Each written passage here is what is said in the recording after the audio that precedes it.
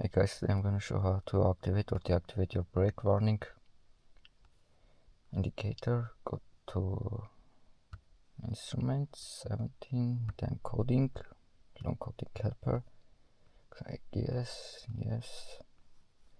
Then you need to find here brake pad wear indicator. Yes. If you click it, it will be activated. So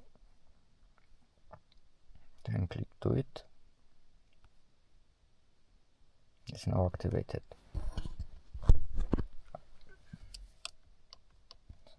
As you can see, it's showing to me brake warning, brake wear. I have an issue with sensor, that's why I'm gonna deactivate it again.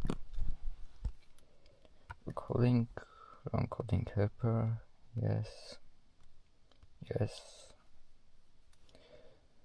Click here up, brake pad wear indicator, no.